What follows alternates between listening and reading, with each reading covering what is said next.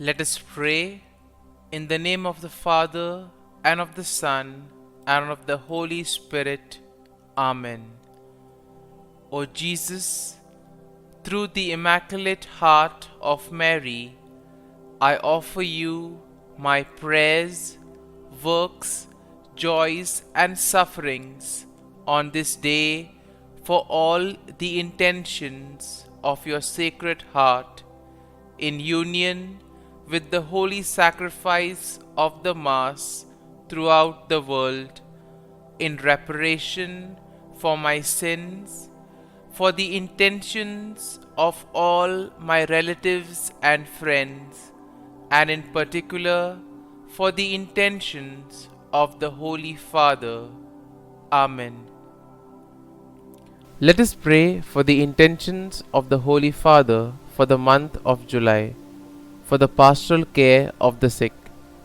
We pray that the sacrament of the anointing of the sick confer to those who receive it and their loved ones the power of the Lord, and become evermore a visible sign of compassion and hope for all. Our Father, who art in heaven, hallowed be thy name. Thy kingdom come, thy will be done, on earth as it is in heaven. Give us this day our daily bread, and forgive us our trespasses, as we forgive those who trespass against us. And lead us not into temptation, but deliver us from evil. Amen. Hail Mary, full of grace, the Lord is with you. Blessed are you amongst women, and blessed is the fruit of thy womb, Jesus. Holy Mary, Mother of God, pray for us sinners, now and at the hour of our death. Amen. Glory be to the Father, and to the Son, and to the Holy Spirit, as it was in the beginning, is now, and ever shall be, world without end. Amen.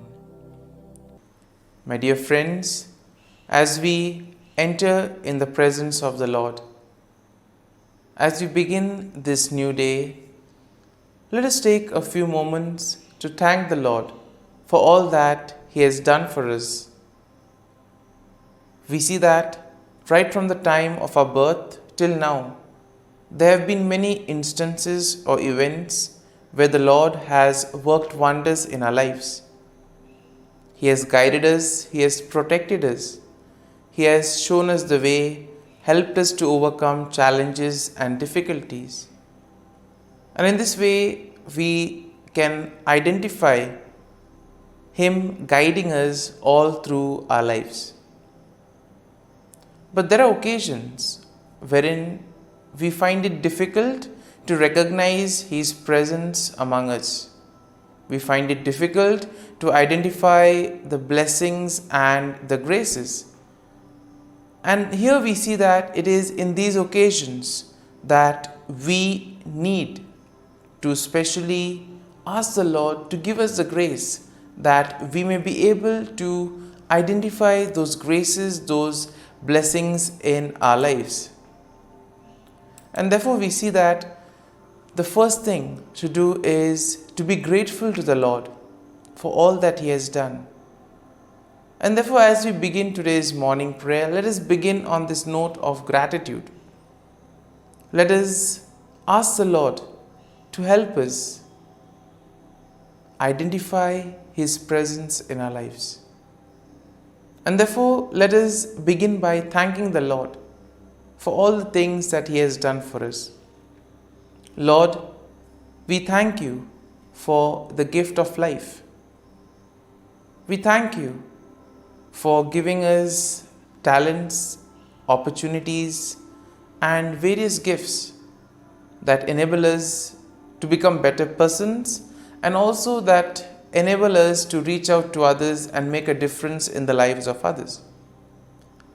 Lord, we also want to thank You for the gift of our family members, friends, relatives, near and dear ones, and all those who play a very important role in our lives. We see that it is these people who have been instrumental in making us who we are. They are the ones who have devoted their time, energy, and effort. And as a result of it, they have molded us and they have made us better individuals. So today, Lord, in a very special way, we ask you to bless all their endeavors and give them all the graces that they may require in life. We also thank you, Lord, for giving us the gift of this day, a day that would help us in many ways to appreciate the good things that you have done for us, a day wherein we may complete some thing that was left behind, or a day that may present to us various challenges. Whatever be the situation, Lord, we ask you to be with us and guide us. Allow us to be led by you. Lord, we also thank you for the opportunities, for the experiences that you have given us in life. There have been many experiences wherein we have enjoyed, and these are the experiences that we want to cherish in life. But at the same time, there have also been those experiences and those moments wherein we have found it difficult to accept them. These are the experiences that have been learning experiences. They have taught us a lot in life. Though they may have been hard, bitter, but still they have given us a valuable lesson. They have made us stronger. And therefore, Lord, we also thank you for those moments which have helped us to become strong, which have helped us to become better individuals. And Lord, we also thank you for giving us opportunities to reach out to others, to make use of our talents. And thus, Lord, we ask you to be with us, guide us throughout this day.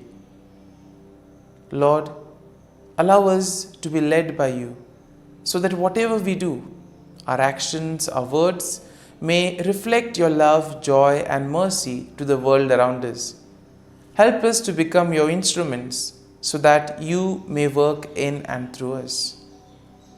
And therefore now, my dear friends, let us all close our eyes at this moment and let us praise the Lord that He has woken us up in this morning.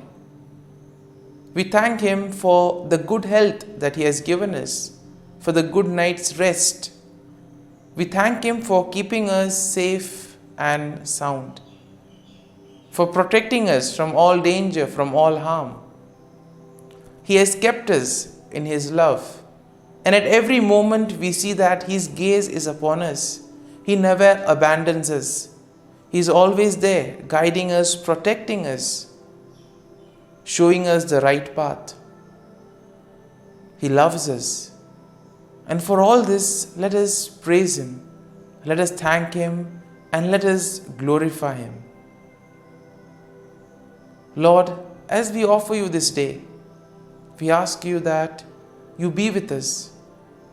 Help us to make the right decisions. Help us to do the right things, so that we too may become worthy instruments, that we may be worthy workers in your vineyard. And therefore, my dear friends, let this day be a day of joy and blessings in the name of our Lord Jesus Christ. We shall now reflect and meditate on Psalm 64. As usual, we shall have a general overview of the psalm, and then we shall take a look at the psalm in detail. And therefore, when we look at Psalm 64, we see that it is a psalm of David that addresses the theme of protection from enemies and assurance of God's justice. And therefore, we see that the psalm can be divided into three main sections. Now, the first section is basically a plea for God's intervention against wicked enemies. And this is something that we'll find in verses 1 to 6. The second section of the psalm, verses 7 to 9, will speak of declaration of God's judgment and the righteous rejoicing in His works. Therefore, the final section, verse 10, is a final affirmation of trust in God's care. And therefore, let's take a look at each of these verses in detail. Now, verses 1 to 6 go like this. Hear my voice, O God, in my meditation. Preserve my life from fear of the enemy. Hide me from the secret plots of the wicked, from the rebellion and the workers of iniquity, who sharpen their tongue like a sword and bend their bows to shoot their arrows. Bitter words that they may shoot in secret as the blameless. Suddenly they shoot at him and do not fear. They encourage themselves in an evil manner. They talk of laying snares secretly. And here we see that David begins by addressing God, expressing his plea for protection and deliverance from his enemies. Here we see that David seeks refuge from the wicked individuals who in a way try to engage in secret plots, do things secretly, use their words as weapon to destroy others, to make havoc of their life. And we see that this is especially done against the innocent, against the blameless. And in today's world also we have so many instances wherein the innocent are being targeted, wherein the cruel, wicked people use various ways in order to take advantage of the innocent and the blameless. And therefore, David here describes the deceptive strategies that his enemies use, and also the wicked people, and also the confidence that these people have in their own plans. They are sure whatever they do will work. And therefore, we see that David is suggesting to us that all these cruel, wicked people who have such wicked plans, these things stem from their heart. It is something that they conceive in their heart itself. Now, verses 7 to 9 go like this. But God shall shoot at them with an arrow. Suddenly they shall be wounded. So he will make them stumble over their own tongue. All who see them shall flee away. All men shall fear and declare the work of God, for they shall wisely consider his doing. Now in this section, David declares God's judgment upon the wicked. He expresses confidence in God's intervention, and thus he states that God will shoot arrows at them and cause them to stumble. In other words, God will take appropriate action. He will humble the proud. He will bring justice to all those who face injustice. And in this way, all the wicked, all those who do evil will be humbled. They will be brought down. And therefore, David envisions a scenario where the sight of God's judgment will invoke fear and will cause the people to recognize and proclaim the works of God. And therefore, the deeds of the wicked, though they are done in secret, all of that will be exposed. It will be brought to light. It will be out there in the open. And their plans will come to nothing. And therefore, all their plans will be destroyed. So therefore, David emphasizes the need to place faith and trust in the Lord. And finally, in verse 10, we have the conclusion of the psalm. And therefore, the verse goes like this. The righteous shall be glad in the Lord and trust in him. All the upright in the heart shall glory. Once again, a consolation for all those who have been facing difficulties in their lives, all those who have been victims of injustice. And therefore, the psalm concludes with an affirmation of trust and rejoicing among the righteous. Finally, justice will be served. The wicked will be punished. And therefore, here we see that David declares that the righteous will find gladness in the Lord and they will place their trust in God. The upright in heart will boast in the Lord and they will celebrate his faithfulness and justice.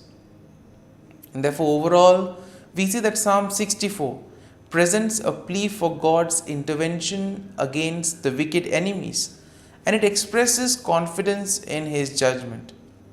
It also highlights the deceptive tactics of the wicked and their plans to harm the blameless. And therefore, the psalm assures the righteous people that God will protect them, and all that they need to do is place their faith and trust in the Lord. It emphasizes the ultimate triumph of the righteousness and the recognition of God's works among His people. And therefore, the psalm will serve as a reminder that God sees and judges the actions of the wicked, and He provides security and justice for all those who do the will of God. Therefore, my dear friend, let us now spend a few moments reflecting on this psalm. There may have been many things that would have touched us. Could be a verse, could be a sentence, could be a thought or a word. Remain with it. Allow it to take root in you. In this way, we see that the psalm will really be meaningful to us, and will ultimately be able to draw fruit from it. And therefore, as we spend these few moments in silence, allow the word, allow the thought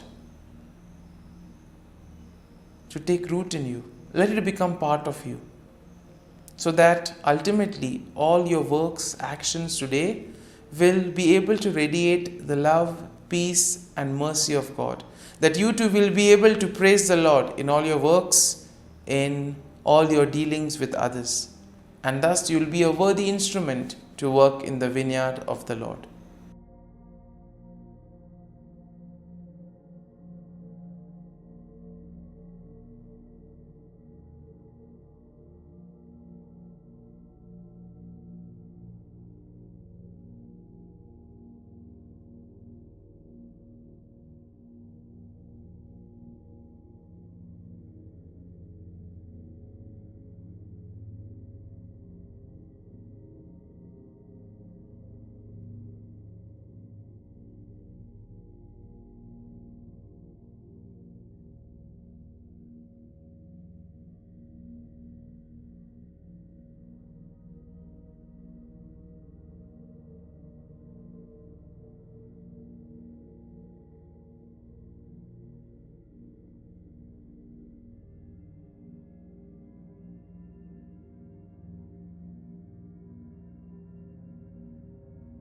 Prayer to Saint Michael the Archangel for protection. Saint Michael the Archangel, defend us in battle. Be our defense against the wickedness and snares of the devil. May God rebuke him, we humbly pray. And do thou, O Prince of the heavenly hosts, by the power of God, thrust into hell Satan and all the evil spirits who prowl about the world, seeking the ruin of souls. Amen. Act of Adoration. O Sacrament most holy, O Sacrament divine, all praise and all thanksgiving be every moment thine. Saint Gertrude Prayer for souls in purgatory.